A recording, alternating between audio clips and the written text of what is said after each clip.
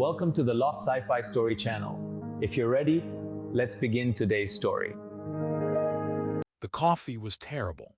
It had always been terrible, and Owen Reyes had made his peace with this somewhere around the 4th month of his posting aboard the unraveling research station, when he'd finally accepted that the synthesizer in Lab Corridor C was not malfunctioning so much as it was philosophically opposed to the concept of a good cup of coffee.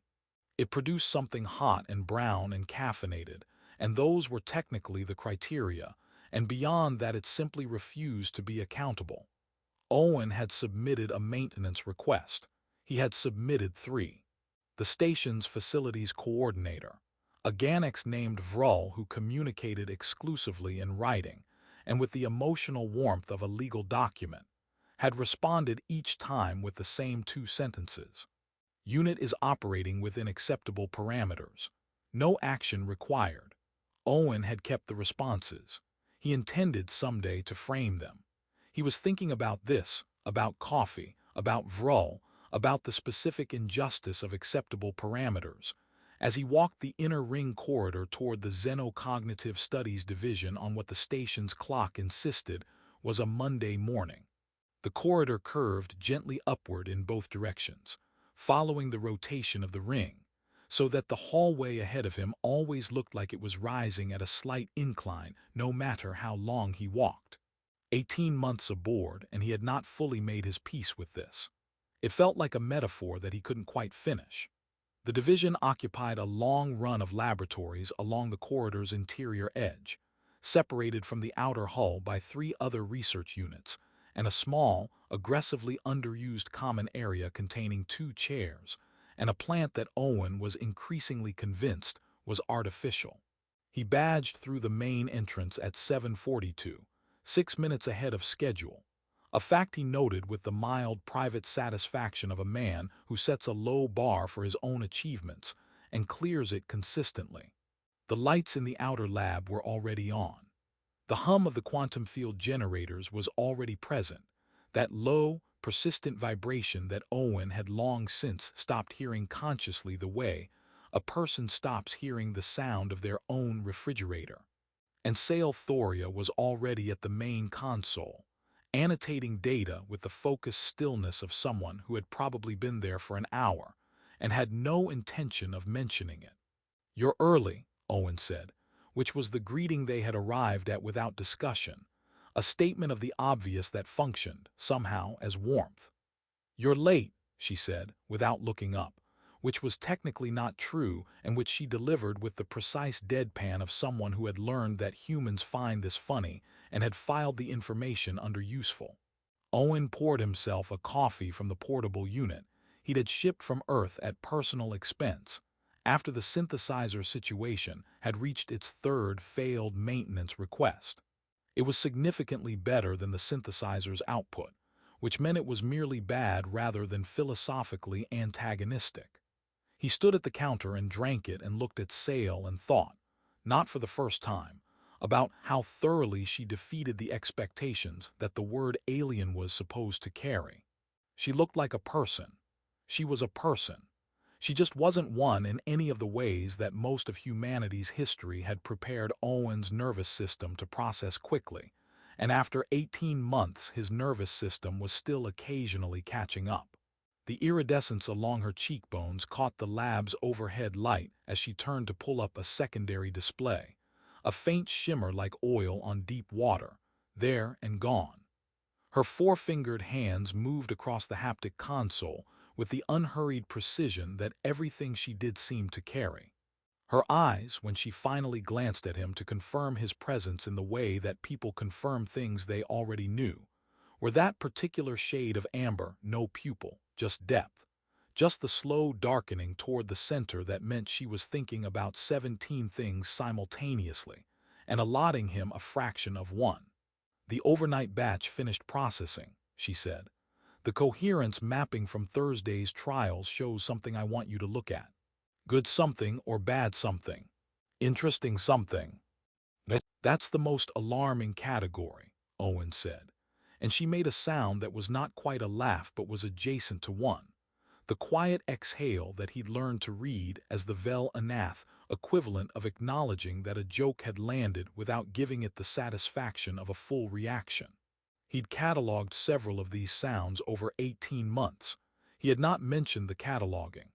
He set his coffee down and crossed to the console, and she walked him through the overnight data with the methodical patience that he'd come to understand was not condescension, but simply the way she thought, that she processed the world in complete, carefully constructed sentences, and anything less felt to her like handing someone a book with pages missing. The data was dense and the anomaly was small, and the morning settled into the shape that mornings in this laboratory usually took.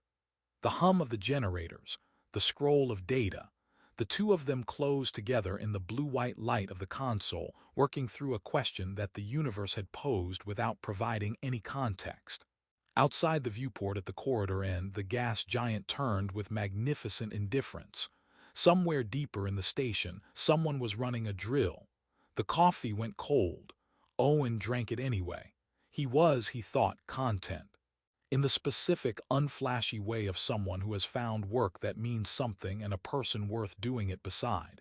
He wasn't examining that thought. He rarely did. The morning passed. The data accumulated. The generators hummed. None of them, not Owen, not Sael, not the equipment dutifully recording every frequency and every biometric signature in the room, had any idea that something had already been built. The specimen slide slipped on a Tuesday, which felt appropriate. Tuesdays on the Ouroboros had a particular character, not the fresh hostility of Mondays or the vindictive optimism of Fridays, but a flat, institutional quality, the day most likely to be the setting of something that nobody would fully believe when they tried to explain it later. Owen would try to explain it later. He would struggle.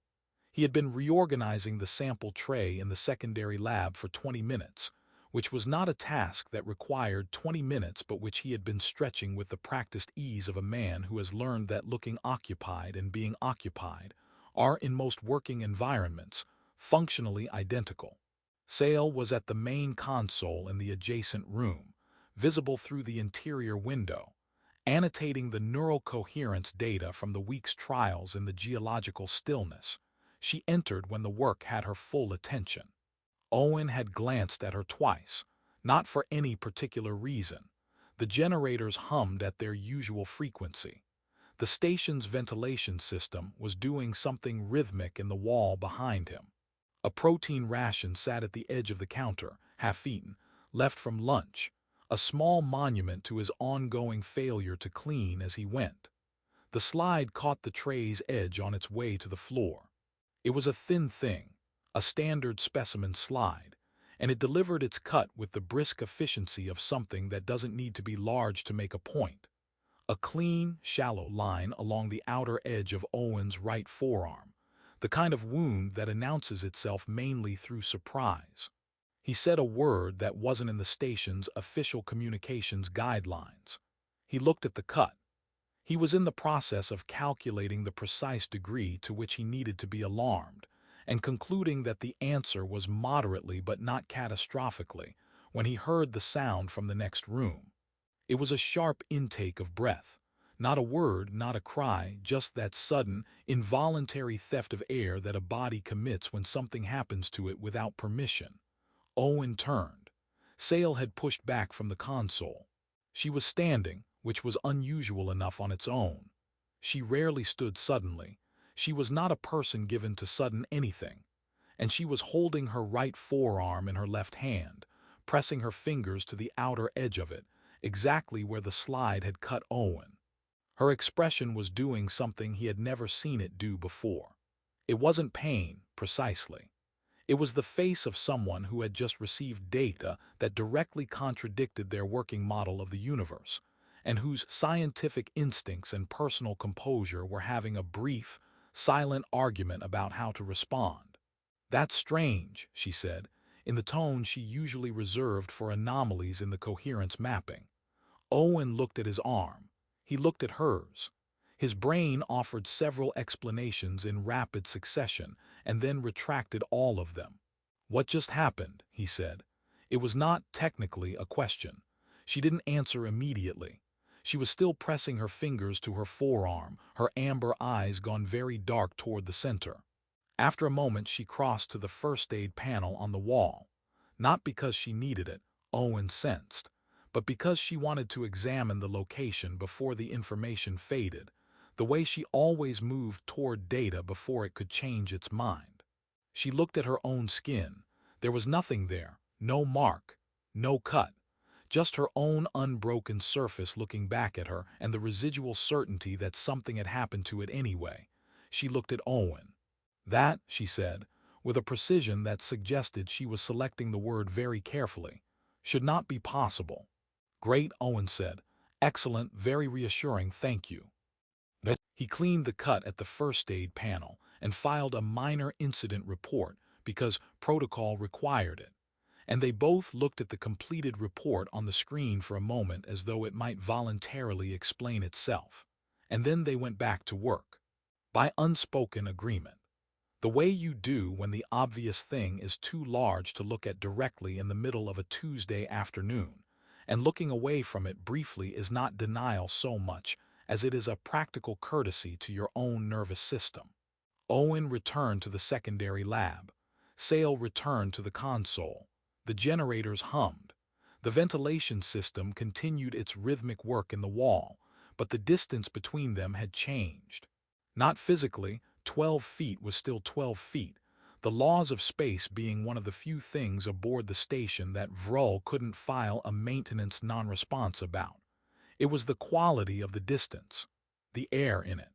Owen was aware, in a way he hadn't been an hour ago, of exactly where Sael was in relation to himself, the way you become aware of a sound once someone has pointed it out.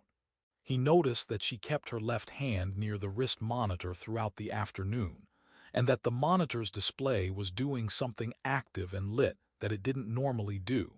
He thought about asking. He looked at the cut on his forearm instead. It was small and clean and entirely ordinary, the kind of thing that leaves no mark by the following morning, and he stared at it for longer than made any scientific sense. That evening, in his quarters, he searched the station's xenobiology database for everything published on Vel Anath bonding mechanisms. The literature was substantial, and its conclusion was singular, and it did not leave room for interpretation. Human neurological architecture did not produce the quantum coherent patterns required for empathic bonding, not in reduced quantities, not in dormant form, not at all. The studies were thorough, and their tone carried the particular gentleness of scientists delivering a negative result to a species that hadn't asked to be studied. Owen read 4 of them in sequence and then lay in his bunk in the dark, and listened to the station turn, and thought about Sael pressing her fingers to her own uninjured arm with the expression of a scientist whose data had just done something the data was categorically not supposed to do. He didn't sleep especially well. The cut by then had almost stopped stinging. Almost. The toe met the equipment rack on a Thursday, with the particular violence of an encounter that neither party planned but that the universe had clearly scheduled in advance. Owen was moving through the lab carrying 2 data tablets and thinking about the coherence mapping anomaly from Tuesday's trials, and not critically, about where his feet were in relation to the base of the rack, which had occupied the same position for 18 months, and had therefore earned, in Owen's unconscious estimation, the right to be walked into without warning. The sound he made was brief and comprehensive. He grabbed the nearest counter with his free hand. The tablet survived. His dignity assessed the situation and quietly filed for early retirement. Across the laboratory, Sael stopped speaking mid-sentence. She was dictating notes into the station's transcription system, a task she performed standing up because she found that sitting encouraged imprecision, and she had been mid-clause in a thought about bilateral neural synchrony when she stopped, looked down at her left foot, and went very still in the way that she went still when something required the full and undivided attention of every cognitive resource she possessed. She pressed her foot to the floor slowly, as though testing it. Then she looked at Owen. Owen looked back at her, still holding the counter, still processing the specific radiating outrage of a stubbed toe, which is an injury that the human body treats as a full-scale emergency for approximately 45 seconds regardless of actual tissue damage. Neither of them said anything for a moment. The generators hummed. The transcription system waited patiently for the rest of the sentence that was not coming. "We're going to have to talk about this," Owen said. "I've been developing a hypothesis," Sael said. "Would you prefer I share it now, or would you like a few more minutes to pretend this is a coincidence?" "Give me 30 seconds," Owen said. He sat down on the nearest stool, he breathed. She waited, with the quality of patience that she brought to long experiments and difficult data, and apparently, to colleagues who needed half a minute to accept that the universe had stopped behaving according to their expectations. Then she began. She had been tracking the wrist monitor since Tuesday. The quantum coherence readings in her neural patterns had shifted, not dramatically, not in the way that would have triggered the station's biosafety alerts, but measurably with the stubborn persistence of something that intended to stay. A secondary frequency had emerged in her baseline readings, faint and consistent, sitting underneath her normal patterns the way a second voice sits underneath a melody. She had spent 2 days cross-referencing it against the station's biometric archives. It matched Owen's neural signature with an accuracy she described as uncomfortably precise, and then paused, and added that this was a technical description and not an editorial one, and then paused again and said that it was perhaps also slightly an editorial one. "So your nervous system is," Owen searched for the word, "tuned to mine. That is a simplified but not inaccurate framing, yes. And you felt my toe.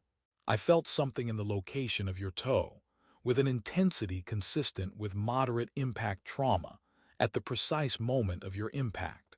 She tilted her head slightly. "I want to be clear that I have reviewed the literature thoroughly since Tuesday, and what I am describing to you is, according to every published study on Vel Anath bonding mechanisms and human neurological capacity, completely impossible." "That's very comforting," Owen said. "I feel much better." They began documenting it together because they were scientists, and because the alternative, not documenting it, felt like a betrayal of something fundamental in both of them. Some shared instinct that said a strange thing observed is a strange thing that deserves a record. Owen started a log on his personal tablet and labeled it with a title that reflected his emotional state more than his professional training. He called it the Pain Catalog. He did not show Sael the title. He suspected she would find it either grimly funny or methodologically insufficient, and he wasn't ready to find out which. The entries accumulated. On the second day, he developed a headache from the display work, the long hours of staring at coherence data that all looked identical until it didn't, the particular eye strain that built behind his temples like slow weather. He noted the time it became conscious, and then, reviewing Sael's biosensor log that evening with her permission, discovered that she had begun pressing her fingers to her temples 38 minutes before he'd registered the headache himself. He sat with this finding for a long time. The implication of it was one he found difficult to organize into scientific language, that the bond, whatever it was, had access to his physiology before his own awareness did. That something in him was communicating directly with something in her, moving through channels that bypassed the part of his brain that filed reports and asked questions. He wrote in the log, "She felt it before I knew I had it." He stared at this sentence. He wrote beneath it, "Ask her whether this bothers her." He did not that evening ask. The burn happened on the 5th day. The thermal coupling on the spectral analyzer had been running warm all week. Owen had noted it, had intended to flag it for maintenance, had not yet done so because flagging things for maintenance on this station was an act of pure optimism that Vrul had systematically eroded in him across 18 months of non-responses. And when his hand made brief contact with the casing during a routine calibration check, the contact was brief, and the burn was minor, and neither of these facts made any difference to Sael. who jerked back from her console with a sharp cry and cradled her hand against her chest before Owen had even fully registered the pain as pain rather than as heat. He looked at her. She looked at her own hand, then at his. The burn was already fading on his palm. There was nothing on hers. She pressed her lips together and breathed through her nose with the focused deliberateness of someone deciding how to feel about a thing before she allowed herself to feel it. "That one was fast," Owen said, inadequately. "That one was before you," she said, and the flatness in her voice carried something underneath it that he didn't press on, because it was the kind of thing a person needed to set down at their own pace. They were in the narrow corridor outside the specimen storage room later that afternoon when he walked into the doorframe with his elbow. A perfectly executed piece of spatial mismanagement that he immediately tried to present as not having happened, which was undermined by the fact that they both grabbed their elbows at the same moment and stood there in the corridor, two scientists clutching identical locations on their respective arms, staring at each other with the mutual expression of people who have lost an argument with physics. The silence lasted 3 seconds. Then Sael said, with perfect composure and zero inflection, "I'm considering submitting this to the journal as a study on synchronized physical comedy across species." Owen laughed. It came out louder than intended and bounced off the corridor walls, and 2 researchers from the adjacent labs opened their doors simultaneously to investigate. And Sael watched the whole thing with her amber eyes, and the very small, very precisely timed curve at the corner of her mouth that he had come to understand was her version of laughing freely. But the laughter carried the weight, the way it usually does. Because beneath the comedy of 2 people grabbing their elbows in a corridor was the fact that her nervous system was doing something that the xenobiology literature had stated, in peer-reviewed and replicated certainty, that it could not do. She had not chosen this. He had not chosen this. Something had assembled itself between them without asking, in the long quiet of shared work, and it was now as structural as the station's rotation. Sael had requested the quantum field exposure logs for the previous 16 months. The retrieval would take 3 days. She had made the request with the calm of someone who suspects what they will find and wants the data to have the chance to surprise her. Owen had watched her file the request and thought about what it meant to be investigated. Gently, rigorously, by someone who felt what you felt and was trying to understand why, and whether the why was something either of them were prepared for. He had written at the bottom of the day's log entry a single line that he read back twice before he left the lab. It said, "She has been carrying this, every time, and I didn't know I was giving it to her."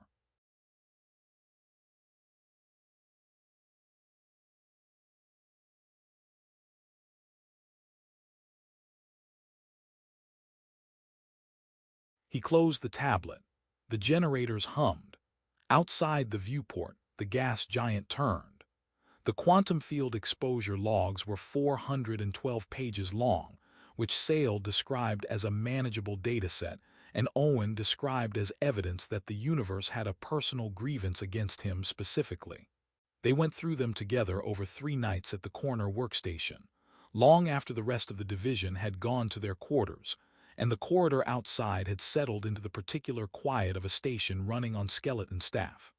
A quiet that had its own texture. Owen had learned. Different from daytime quiet the way deep water is different from shallow water, not just in degree, but in kind. He brought the portable coffee unit from his counter. She didn't drink coffee but had, sometime in the past 18 months, stopped commenting on this habit the way you stop commenting on the weather. Not because it had become acceptable so much as because remarking on it had ceased to produce any useful outcome. Owen considered this one of the more meaningful developments in their professional relationship.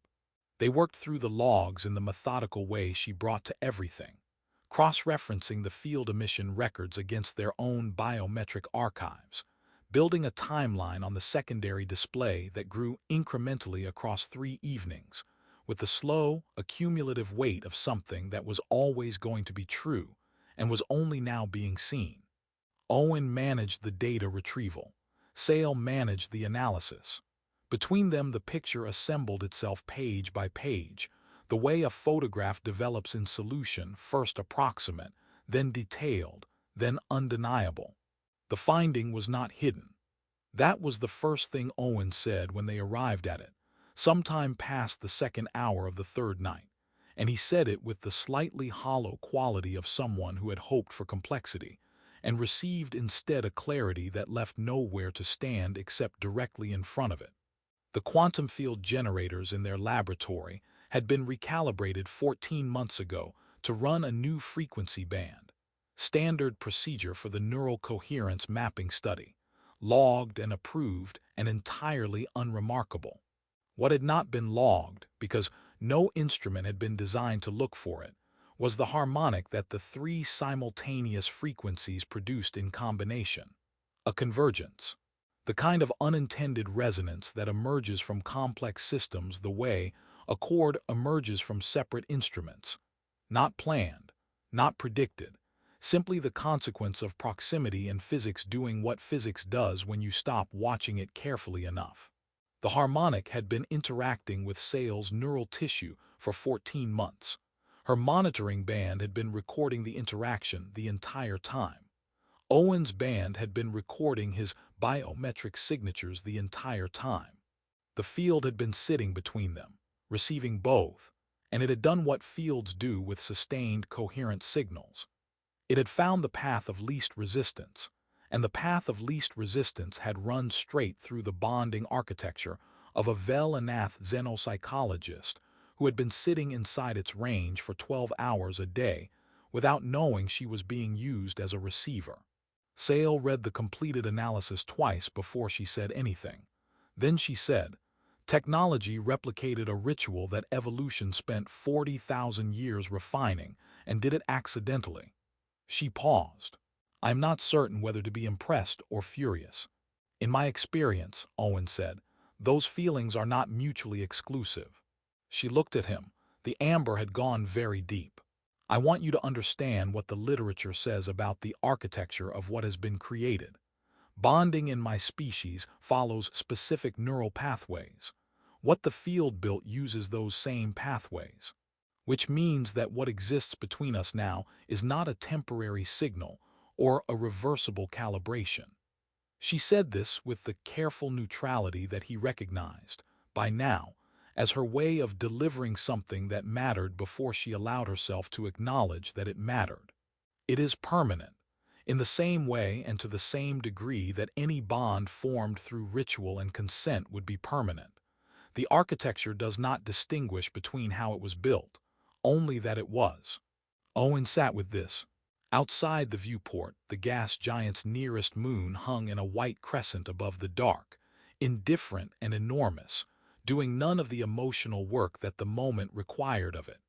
He thought about 14 months of ordinary mornings, about the hum of the generators that he'd stopped hearing, about the monitoring band he'd stopped noticing after a week, sitting on his wrist every day, quietly sending his biology into a field that was quietly handing it to someone else. He thought about the log on his tablet, every entry, the headache she'd felt before he knew he had it, the burn she'd felt before he registered the pain, 38 minutes of carrying a thing that he hadn't yet named. "She has been feeling my life," he had written. He had understood it then as a fact. He understood it now as something larger than a fact, as the record of a debt he hadn't known he was accumulating, paid in a currency he hadn't known he was spending. "Does it?" He started and stopped and chose the words more carefully. "Are you in pain from the bond itself, not from what it transmits but from carrying it?" She considered this with the seriousness it deserved. "No," she said. "It is not painful, it is present. The way a sound is present even when you are not focusing on it. I am aware of you physiologically at a low and constant frequency. It is not unpleasant." She paused again, and he waited, because he had learned that her pauses were not absence but preparation. It is, however, strange to have known something about another person's body for over a year that they did not know was being shared. "I have found that strange. I want to be honest about that. You should have told me, Owen said. I discovered it 11 days ago, she said, and there was something in the evenness of her delivery that was so perfectly reasonable that he almost missed the quiet thing underneath it. The acknowledgement that she, too, had been sitting alone inside this information for 11 days before the weight of it became something that required another person. He thought about her filing the log request with her usual composure. He thought about her waiting for the data to have the chance to be wrong. What do we do with it? He said. She looked at him for a long moment. The station turned. The generators hummed, innocent of consequences, still running the frequency that had done the thing nobody had designed them to do. Then Sael said, "We document it. We submit it. We allow it to be studied. Because what has happened here rewrites a significant portion of what xenobiology currently believes about the boundaries of cross-species cognitive connection. And that is too important to keep because it is also personal." She paused and we adjust. Adjust, Owen said. You will need to be more careful with the glassware, she said. And the timing was perfect, landing exactly one beat after the gravity of everything preceding it, and Owen laughed, a real one. The kind that comes from somewhere deeper than the situation technically warrants. And he saw the small curve at the corner of her mouth that he had spent 18 months learning to read. And somewhere in the quantum-built architecture of her nervous system, he understood without needing it explained. The warmth of the laugh arrived the way everything arrived. Faithfully, precisely, and without asking anyone's permission. He closed the exposure log. The timeline on the secondary display sat complete and patient. 14 months of accumulated data arranged into the shape of an answer to a question nobody had thought to ask. He would write the first draft of the formal report in the morning. Sael would revise it into something that the journal would actually accept.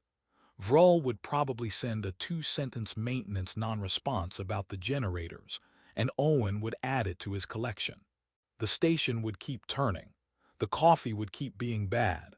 But something had changed in the room, or perhaps something had simply been seen for the first time, the same thing, arrived at differently.